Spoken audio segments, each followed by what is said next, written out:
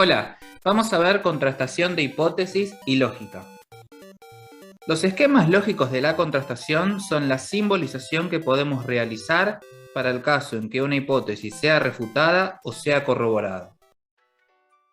Recordemos que en la puesta a prueba tenemos primero un conjunto de enunciados. La hipótesis fundamental es la hipótesis que se desea poner a prueba, la cual se acompaña de hipótesis auxiliares y también de condiciones iniciales. La condición inicial describe algún caso singular y funciona como hipótesis auxiliar. De ese conjunto se deduce una predicción que llamamos consecuencia observacional.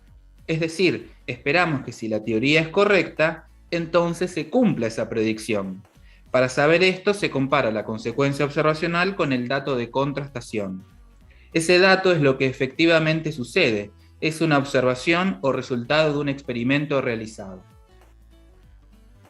Para repasar esto vamos a ejemplificar, para poder simbolizarlo luego, con la teoría geocéntrica. Vemos allí algunos enunciados que forman parte de dicha teoría y son necesarios para la contrastación. La hipótesis fundamental, auxiliares y condición inicial. Notemos cómo todos esos enunciados forman una conjunción de la cual podemos deducir la consecuencia observacional. Esto lo podríamos representar mediante un condicional material, con el antecedente como los enunciados de la teoría y el consecuente como la predicción. Veamos ahora el caso de la refutación que se da cuando ocurre una anomalía. Tenemos aquí lo que dijimos antes, el condicional para la primera premisa y la segunda premisa corresponde al dato de contrastación. Esto también lo podemos simbolizar al negar la consecuencia observacional. ¿Por qué?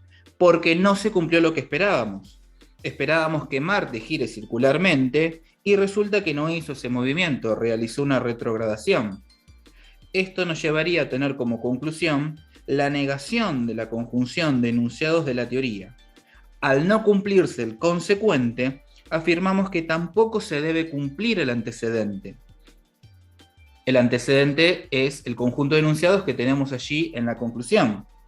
Y también notemos que este esquema de razonamiento corresponde al modus tollens y es válido. Si bien aquí estamos ejemplificando con la teoría geocéntrica, este esquema correspondería a toda teoría a la cual se le presente una refutación o anomalía. Pero, ¿qué sucede en la corroboración? Imaginemos que la consecuencia observacional se cumple. Marte gira circularmente. En este caso, estamos en condiciones de afirmar que la predicción se ha verificado, ha resultado verdadera. Verificar es demostrar que algo es verdadero.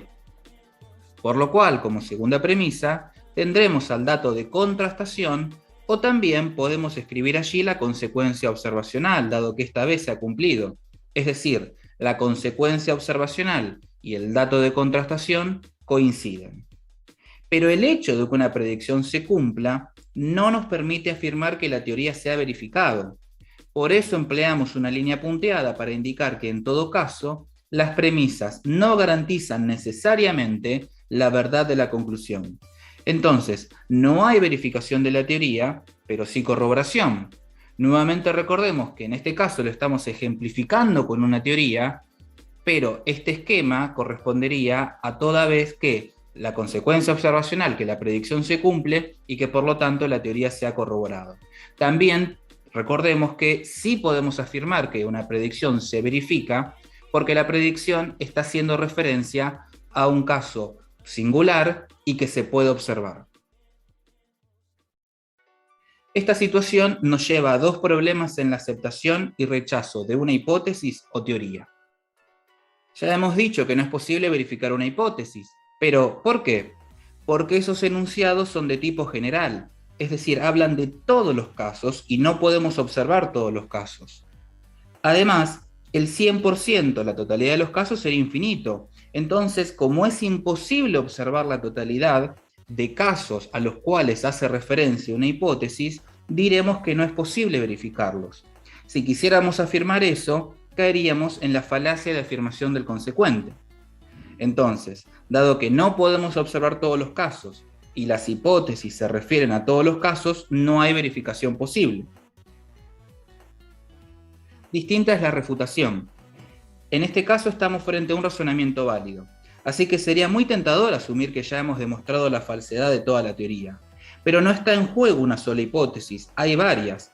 Entonces, ¿serán falsos todos los enunciados? Si bien sería posible responder que sí, también es posible responder que en realidad la falla estuvo en alguna hipótesis auxiliar. Así, estaríamos recurriendo al uso de una hipótesis ad hoc para modificar algún auxiliar y salvar a la teoría de la refutación. Recordemos que si modificamos o cambiamos la hipótesis fundamental, estaríamos cambiando de teoría, estaríamos admitiendo que esa teoría tiene que ser abandonada, por lo cual la ad hoc modifica un auxiliar. Pero esto también trae otra complicación. ¿Cuál será la hipótesis auxiliar que estaría fallando? O también podremos pensar si la falla está en alguna condición inicial, si ha habido alguna falla en el experimento. De todas maneras, recordemos que la condición inicial también funciona como hipótesis auxiliar. Por otra parte, también podemos pensar que hay hipótesis ad hoc buenas y otras malas. Una mala hipótesis ad hoc podría ser aquella que no logra contrastarse más allá del hecho que la generó. Es decir, si bien explica la anomalía y defiende la hipótesis fundamental, no nos permite generar algún otro tipo de predicción. A diferencia de esto, una hipótesis ad hoc buena sería aquella que no solamente nos permite explicar la anomalía y resolver el problema, sino que además puede ser contrastada independientemente de esa anomalía y tal vez permite generar algún nuevo descubrimiento. Hasta acá llegamos con este repaso. Como siempre, espero que el material les sirva, así que seguimos.